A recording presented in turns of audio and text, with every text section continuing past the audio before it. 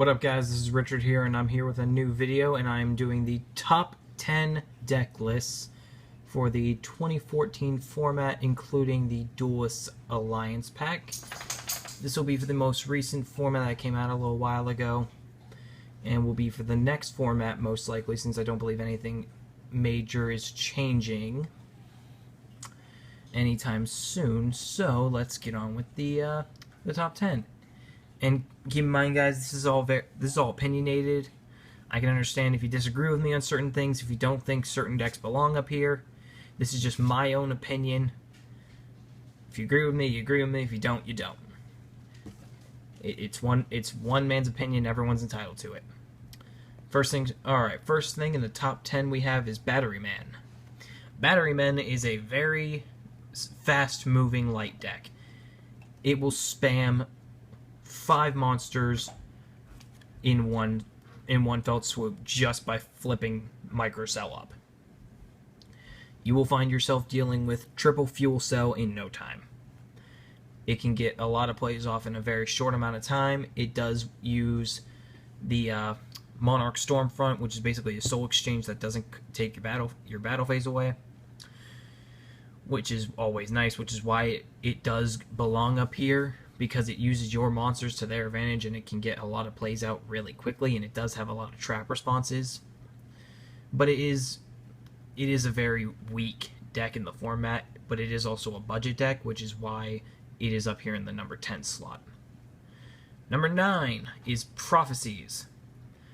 Prophecy, before this format came out, was probably dead. You will find it, so you'll still very rarely find it in a tournament. But with Shaddolls out now, it will come back, because this is probably the worst matchup ever in the entire Shaddol deck, because they have no response to anything they do. There is absolutely nothing. All they can do is super poly the High Priestess and pop the tower. That's really all they can do. Other than that, this deck will get every single playoff for it. They still have triple Priestess. They do still have the tower Fate play. Even though Fate's still at 1, they'll still loop it and grab it every turn. But like I said, the only deck this really works against is Shaddolls. I haven't seen it against Satellar Knights. I don't think it would do that bad against Yang Zings, because it works around what they do pretty well. I don't think it'd be a good matchup against the Satellar Knights, though, because the Satellar Knights do have a lot of responses for what they do. So that puts it in number 9. Number 8, Mermails. I'm not gonna lie, guys. I don't like Mermails at all. I think they're very overrated. But the deck, because the deck, quite frankly, is Abyss Sphere Lindy, rank 7 spam, in my mind. And in other cases, it's Abyss Pike, discard heavy infantry or marksman for pop. That's what the game is. That's how this deck plays. That's how it's always played. The plays have never changed. Gundy down to 1 has changed the deck a little bit, that you can't get a lot of your summons out as fast, but you still get them just as quickly. And it's number 8 because it's really slow now. The deck has lost its speed in this format, and it's very easy to get around their summons and everything. It's still a decent deck. I will give it that, because you do have the rank 7s, you do have the rank 4s, and you do have the title play. You have a lot of things you can do with the deck. It's just it's never going to change the plays. The plays will always remain the same, and that is inevitably the downfall of this deck. And that brings me to my number 7, Fire Fists. Fire Fists, in my mind, Fire Fists is kind of dead. It's still going to be a tier 2 deck in this format. It's just very easy to get around the plays anymore. If you don't open up Tanky or Bear first turn, odds are you're going to probably lose the match, because you can't get around pretty much anything unless you have that. because if you don't get around them, they will get around you. That's the idea of Fire Fist, and that is the downfall of this. I mean, sure, you have Tenki and Bear at 3. You still got Wolfbark at 1 and everything. Oops, sorry about that, guys. You still have Wolfbark at 1, and they're just not that strong anymore. The deck's lost its power. And it's nothing that they did to it, it's just that it hasn't stood the test of time as well as other decks.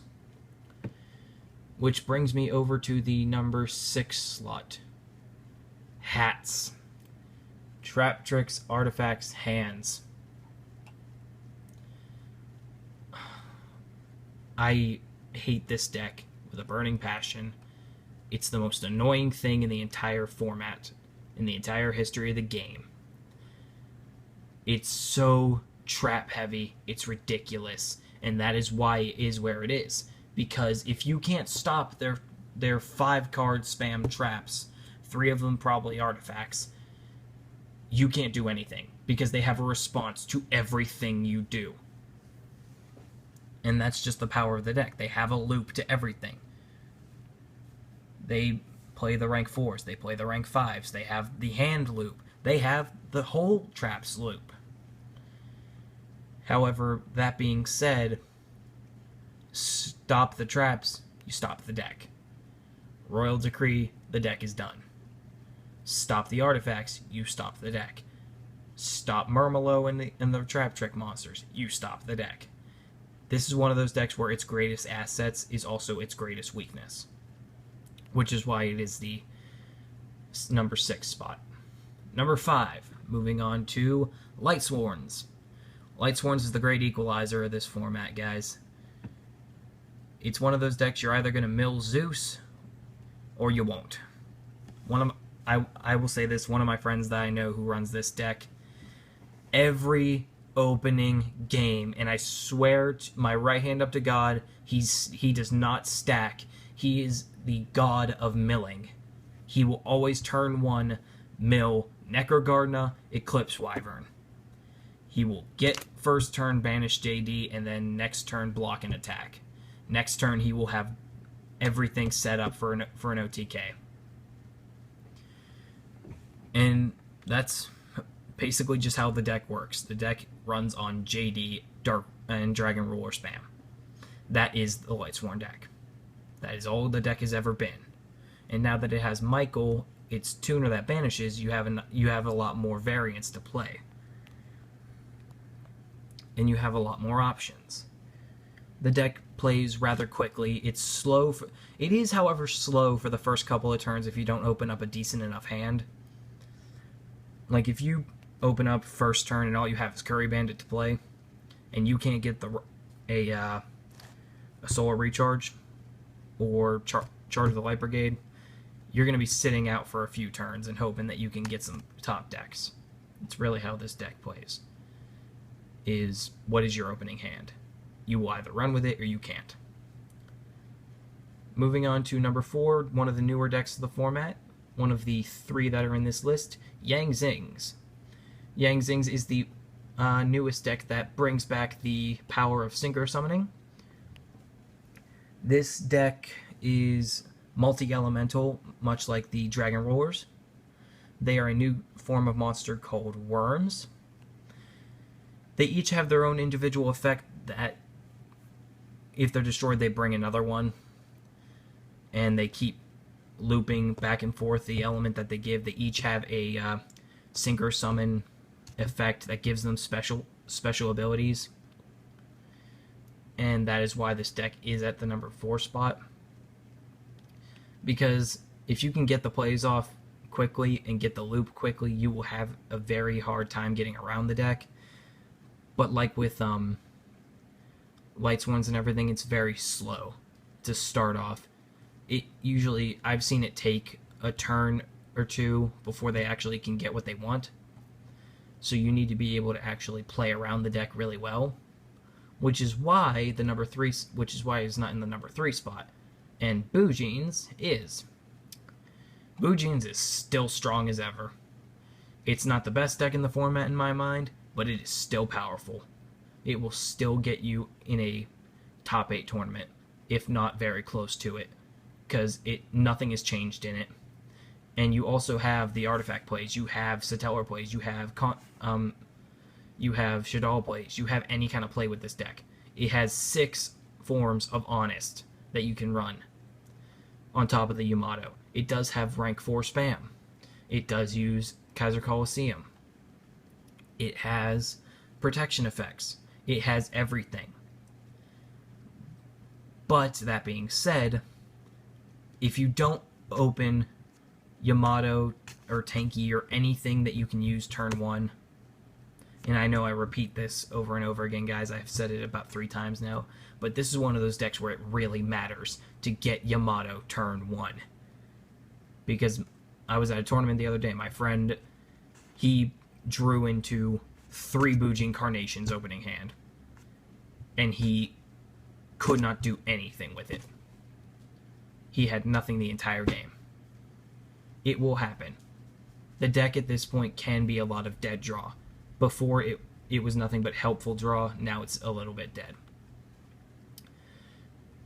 And it is still powerful enough that it takes the number 3 spot, but it is nowhere near compared to the next 2, which are ridiculous decks. The number 2 slot, Satellar Knights. Satellar Knights, if you guys do not know, are another one of the new decks in Duelist Alliance. The way the deck works is that it plays off of effects that constantly go off once per turn when the card is summoned. Not normal summoned, not special summoned, not flip summoned, just flat out summoned. They have the ability to bring 3 monsters out a turn and then get a very powerful Exceed monster out for Satellar Knights. They're very tricky to play around. If you stop their Vega and their Altair, you can get around it, but they're very tricky because they can easily summon 2 to 3 monsters every turn and get a lot of plays off really quickly. And the fact that they also have their own form of Infernity Barrier makes it a lot harder, because at that point you have to work around the trap along with the monsters. However, the deck does, as everything, have its problems and has its limitations, because if you stop Vega and Altair, which are the summoners, you pretty much stop the deck. They can't really get around Light Imprisoning Mirror and things like that. And they also can't get around the heavy hitter of the number 1 deck, Shaddolls. Maybe I'm a bit egotistical because I run this deck, but this is the most sought after deck in the entire format right now, and for very good reasons. For one thing, the deck can be played 50 different ways. And I mean 50 different ways. I've seen it run basic Shaddolls. I've seen it run Shaddoll Artifacts. I've seen it run Shaddoll Satellar Knights. I've seen it run Constellar Shaddolls. I've seen it run Lightsworn Shaddolls. The deck plays so well, and it's very consistent, and it's very fast. It revolves around flip effects and graves effects, and it also revolves around fusion summon effects. One of their fusion monsters is basically an Ophion, but it only allows 1 special summon for either player per turn, which is why Satellar Knights have a problem with it, because they can't really get around that if that effect goes off too easily. And Shaddoll Falcon is basically their loop, which is a constant special summon. If you can get these loops going, you can't stop the deck. Especially if you can continue the loop of the fusion spell, which allows you to use your main deck if you have a card in your opponent's field from the extra deck. You can use main deck monsters as your materials. But primarily the reason this deck isn't number 1 is because it is very powerful in the sense that you can put almost any card in this deck and it will still be good. So yeah, guys, that is my top 10 deck lists for the 2014 August-September format. Give me some thoughts. Let me know what you think. If you disagree with me on some things, you can let me know. Give me your reasons why. I will put them to great thought. But again, this is what I believe are going to be the front-running decks this format. And thank you very much, guys. This is Richard Volberg signing off.